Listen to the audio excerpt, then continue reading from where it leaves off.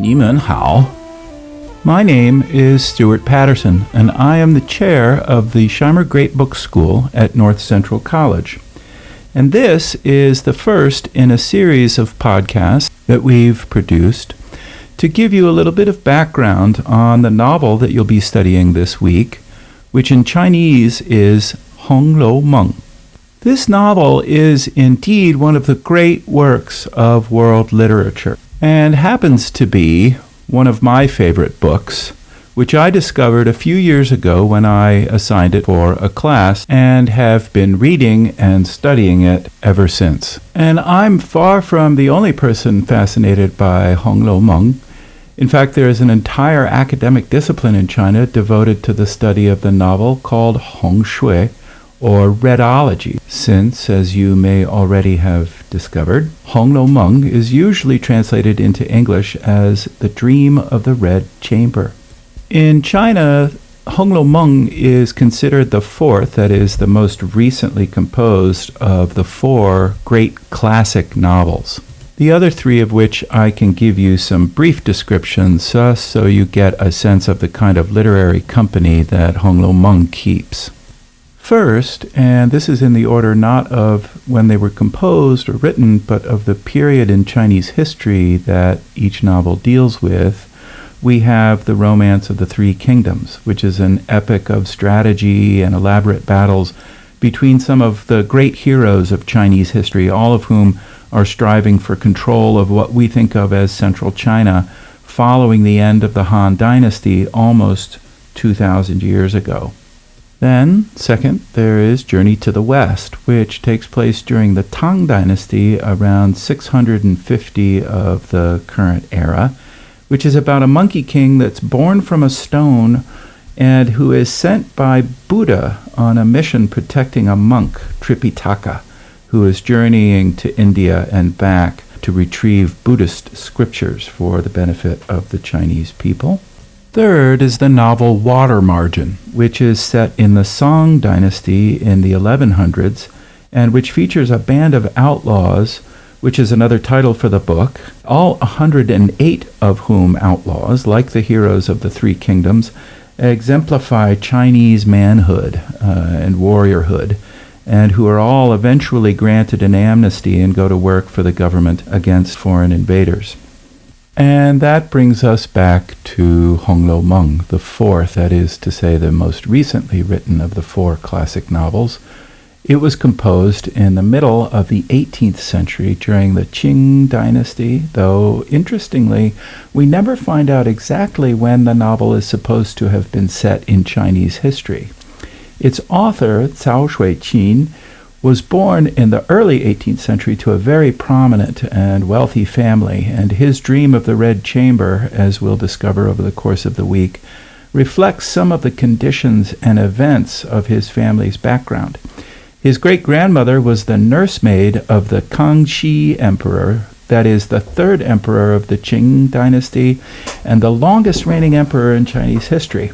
Her son, Cao Shuiqin's grandfather, Cao Yin, was the Kangxi Emperor's playmate as a child, and the emperor's confidant later in life when he served as the imperial textiles minister in Nanjing, where much of China's silk is produced at the eastern end of the trade routes of the Silk Road that run from the Mediterranean Sea all the way across Asia into China. Running the imperial silk industry made the Cao family fabulously wealthy, and Cao Yin became one of the most prominent men in the empire. He died in 1712 and was succeeded in the position of textiles minister by his son, Cao Yong, who died soon afterward in 1715, unfortunately. But one of Cao Yin's nephews, Cao Fu, was made head of the household in Cao Yong's place, but was not destined to serve as textiles minister for very long. The Kangxi Emperor's long reign of 61 years finally ended in 1722, when he died and his successor took over. And soon after that, the Caos fell out of imperial favor, and their huge estate and great wealth was entirely confiscated. It was said for the mismanagement of funds, but it could very well have been for political reasons. At any rate, the family was forced to move to the capital, Beijing, where Cao Shuiqin, who was still just a young boy, grew up in poverty. In fact, it's not clear whether Cao Yong or Cao Fu was the young boy's father, and it is not even clear whether Cao Shuiqin had been born in 1715, just after Cao Yong had died, or as much as 10 years later, after the family had lost its wealth and had moved to Beijing. So, while much is known of Cao Shuiqin's family before their decline in imperial disfavor, not much is known for certain about Cao Shuiqin himself. He died some 40 or 50 years after he was born in 1763 or 64, having himself lost a son, which event was said to have caused his own untimely death. But Cao Shuiqin did leave behind 80 chapters of his novel, Meng, and probably another 40 in at least a rough draft. That is, like Cao Shuiqin himself, his novel has an unclear history, as no original manuscript survives of any of the work, and the last 40 of the total 120 chapters are thought to have been written in part by the editor of the first published version of the novel, a man named Gao Yu. Gao Yu claimed to have found the missing 40 chapters, but many scholars of Meng dispute that claim and consider the end of the novel to show an inferior mind at work. Though that's not a debate that we'll be getting into in these podcasts, and in fact, the end of the novel contains some of the most important passages in the work, a few of which we'll explore in later podcasts as you work through your reading and translating of the shortened versions for your lessons. So the mystery surrounding Cao Shuiqin's life, combined with the relatively full account that we have of generations of his family before their decline, combine into a kind of tantalizing puzzle for students of the novel. Much of the work of the so-called redologists who study the dream of the chamber is devoted to understanding what historical sources and even personal experiences and knowledge Cao Shuiqin relied on for the characters and events in his story. That is, one of the great riddles in a novel full of riddles is how much, if any, of the novel is a portrait of Cao Shuiqin's own family, and perhaps even of himself. In the most general terms, the dream of the Red Chamber is about the Jia family, who are extravagantly wealthy and one of the 4 leading families of the capital city, but who we watch fall into ruin when all their wealth is confiscated, when they come under imperial disfavor for mismanaging their affairs and abusing their authority. The basic arc of the story follows Cao Shuiqin's own family history quite closely. But maybe more decisive is how rich the portrait of the Jia family and their many servants, friends, and relations Cao Shuiqin paints. We are introduced to an intertwined cast of hundreds of characters of all walks of life and get to know many of them very intimately, sharing their thoughts, their emotions, and experiences of all kinds as they negotiate the many complex relationships that make up the Jia household. Like the other 3 classic novels, Meng is a major undertaking for its readers. In English, the translation runs to 5 volumes and over 2,000 pages. And every one of those pages offers some delight. Cao Shuiqin lingers often in loving descriptions of the games the family plays, the poetry they write, and the foods they eat, the clothes they wear and medicines they take, the spaces they live in, and parties and funerals and love affairs that all happen there. So much is described, and in such detail, that the dream of the Red Chamber is often described as an encyclopedia of Chinese life. In other words, it's hard to imagine how Cao Shuiqin could give us such an elaborate and careful description of a world if it weren't one he himself had experienced closely. But finally, and most importantly for the rest of this podcast, there is the fact that the hero of the story is a young boy surrounded by the wealth of the Jia household, who grows up to witness his family's financial and social ruin. This young boy's name is Bao Yu, and it is hard not to imagine that he represents Cao Shuiqin himself, though the matter seemingly must remain a riddle for lack of more evidence of the connection. If Cao Shuiqin did portray himself in Bao Yu, it would be one of the most elaborate self-portraits in all of world culture. The only literary accomplishment that could compare might be Dante Alighieri's depiction of his descent into an ascension out of hell through purgatory into heaven. Indeed, like Dante in the Divine Comedy, Cao Shuiqin's hero also travels in realms beyond this human world, for the little boy Bao Yu begins his life story as a stone. Let me explain by backing up a bit and saying that while I've been calling the novel Dream of the Red Chamber, which is the translation of its Chinese title, Meng, the most prominent English translation by Oxford University professor David Hawkes and his son-in-law, John Minford, uses a different title, which is The Story of the Stone. For as the first of the abridged versions that you're reading tells, the novel opens with the creation of a stone by the goddess Nuwa as part of her work repairing the heavens, and it is this stone that will become Bao Yu. To understand how, we have to go back to the beginning of time. The goddess Nuwa herself is one of the original Chinese gods, but not quite first.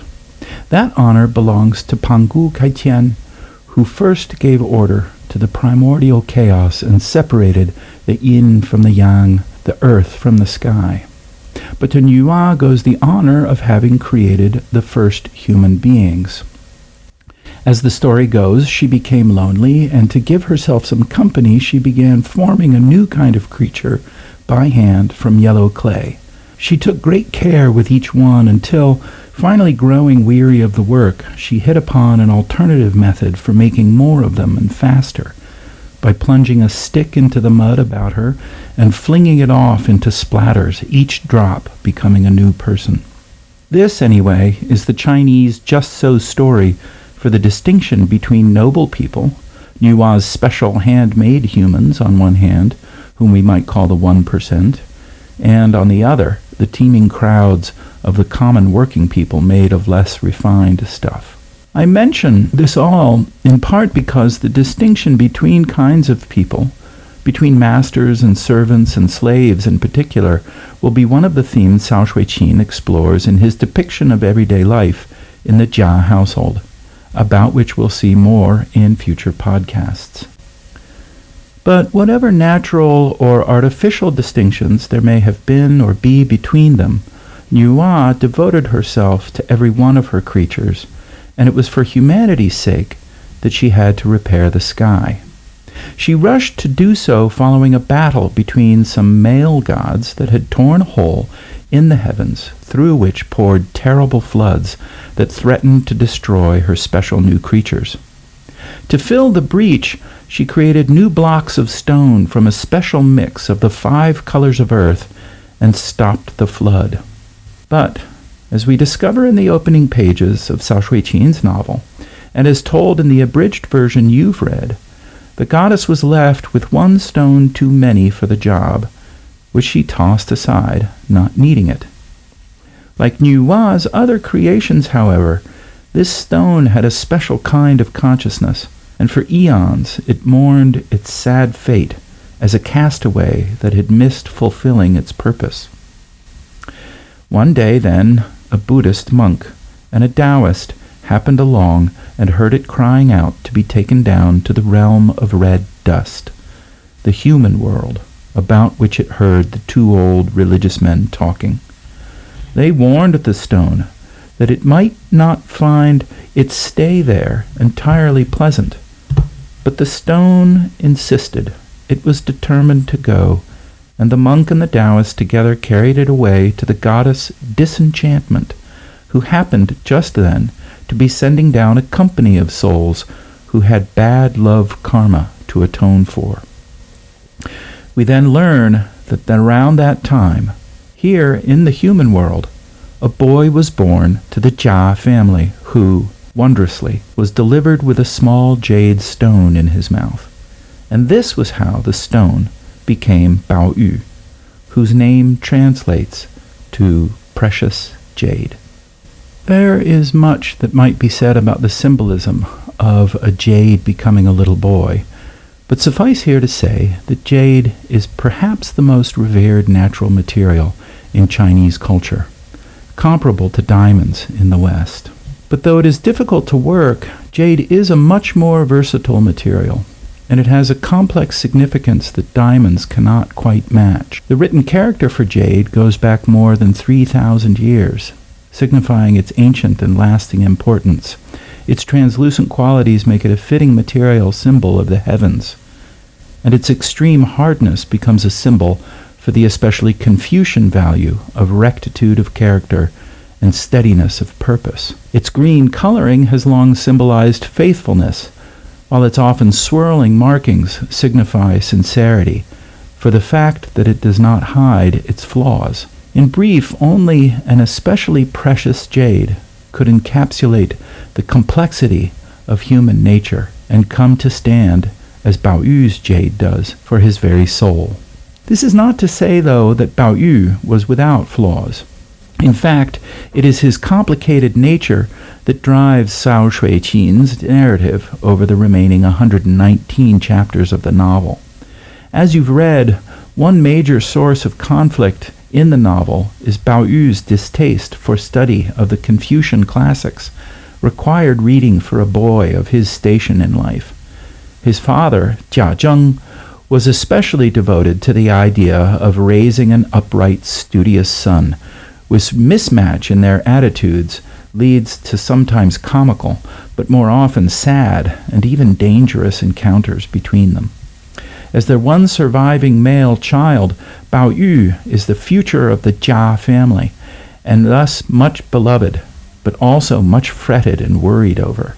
His distaste for learning and his love of all things feminine are a source of much concern for many of those around him, as he is reported to have said early in life, "Girls are made of water and boys are made of mud. When I am with girls, I feel fresh and clean, but when I am with boys, I feel stupid and nasty." As we shall see, however, there was one girl who mattered more to Bao Yu than any other, as she was among those who came into the human world along with the stone.